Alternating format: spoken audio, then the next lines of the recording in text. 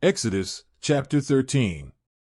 And the Lord said to Moses, Consecrate to me all the firstborn. The firstborn Israelite belongs to me, not only among men, but also among animals. Then Moses said to the people, Commemorate this day on which you came out of Egypt, out of the land of slavery, because the Lord brought you out of there with a mighty hand. Do not eat anything leavened. On this day in the month of Abib you are going out. When the Lord brings you into the land of the Canaanites, Hittites, Amorites, Hivites, and Jebusites, the land he swore to your ancestors to give you, a land flowing with milk and honey, you must celebrate this ceremony in that month.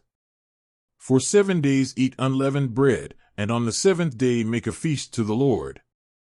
Eat unleavened bread for the 7 days, nothing leavened among you, nor any leaven within your territory. On that day each one will say to his son, This is what the Lord did for me when I left Egypt. This shall be to him as a sign on his hand and a memorial on his forehead, that the law of the Lord may be on his lips, because the Lord brought him out of Egypt with a mighty hand. Fulfill this determination at the right time, from year to year. After the Lord has brought you into the land of the Canaanites and given it to you, as he swore to you and your ancestors. Set apart for the Lord the firstborn of every womb. All the first males of your flocks belong to the Lord. Redeem every first colt of donkeys with a lamb, but if you don't want to redeem it, break its neck. Redeem also every firstborn among your sons. In the future, when your children ask you, What does this mean? Tell them, With a mighty hand the Lord brought us out of Egypt, out of the land of slavery.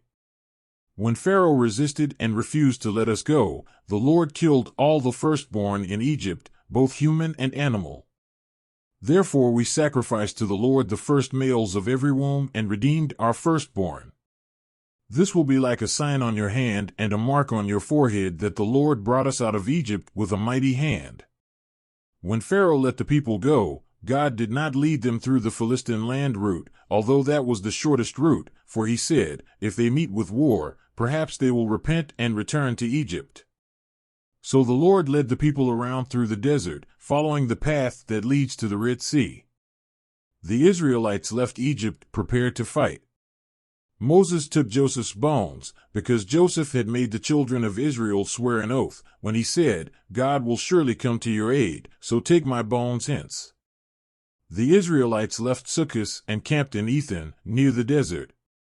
By day the Lord went before them in a pillar of cloud to guide them on their way, and by night in a pillar of fire to give them light, so that they could walk day and night. The pillar of cloud did not depart from the people by day, nor the pillar of fire by night. Exodus chapter 14. The Lord said to Moses, Tell the Israelites to change course and camp near Pi-hahiroth, between Migdol and the sea. Camp by the sea, opposite Baal-zephon. Pharaoh will think the Israelites are wandering around confused, surrounded by the desert. Then I will harden Pharaoh's heart, and he will pursue them. However, I will be glorified through Pharaoh and all his army, and the Egyptians will know that I am the Lord. And so did the Israelites. They told the king of Egypt that the people had fled. Then Pharaoh and his advisers changed their minds and said, What have we done? We let the Israelites go and lost our slaves. So Pharaoh had his chariot ready, and he took his army with him. He took all the war chariots in Egypt, including 600 of the best chariots, each with an officer in command of it. The Lord hardened the heart of Pharaoh king of Egypt, and he pursued the Israelites, who marched in triumph. The Egyptians, with all Pharaoh's horses and chariots, horsemen and foot, pursued the Israelites and overtook them when they were encamped by the sea near Pi-hahiroth, opposite Baal-zephon. As Pharaoh approached, the Israelites looked up and saw the Egyptians marching toward them. And they were terrified and cried out to the Lord. They said to Moses, Was it because of the lack of tombs in Egypt that you brought us to die in the desert? What did you do to us, taking us out of there? Didn't we already say to him in Egypt, Leave us alone? We will be slaves to the Egyptians. Rather be slaves to the Egyptians than die in the desert. Moses answered the people, Do not be afraid. Stand firm and see the deliverance the Lord will bring you today, because you will never again see the Egyptians you see today. The Lord will fight for you, just calm down." Then the Lord said to Moses, "Why are you crying out to me? Tell the Israelites to go forward. Lift up your rod and stretch out your hand over the sea, and the waters will divide so that the Israelites can cross the sea on dry land. But I will harden the hearts of the Egyptians, and they will pursue them. And I will be glorified by defeating Pharaoh and all his army, with his chariots and his horsemen. The Egyptians will know that I am the Lord when I am glorified with the defeat of Pharaoh, with his war chariots and his horsemen."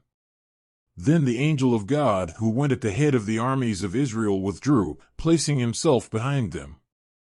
The pillar of cloud also moved out in front of them and stood behind them, between the Egyptians and the Israelites.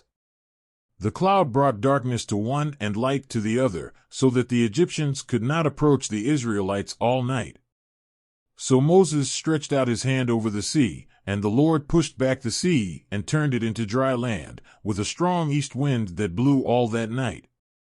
The waters parted, and the Israelites crossed through the middle of the sea on dry land, having a wall of water on the right and another on the left.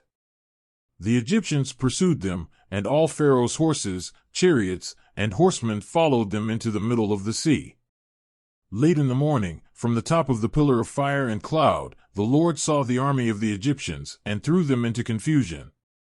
He caused the wheels of their chariots to come off, so that they had difficulty driving them. And the Egyptians shouted, "Let's flee from the Israelites. The Lord is fighting for them against Egypt." But the Lord said to Moses, "Stretch out your hand over the sea so that the waters may come back on the Egyptians, on their war chariots and on their horsemen." Moses stretched out his hand over the sea, and at daybreak the sea returned to its place.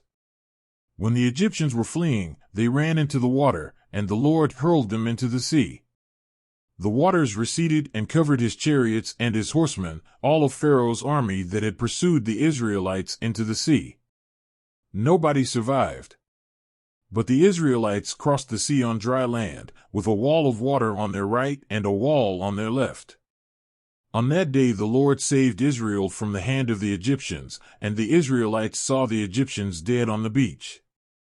Israel saw the great power of the Lord against the Egyptians. They feared the Lord and put their trust in him, as well as in Moses, his servant.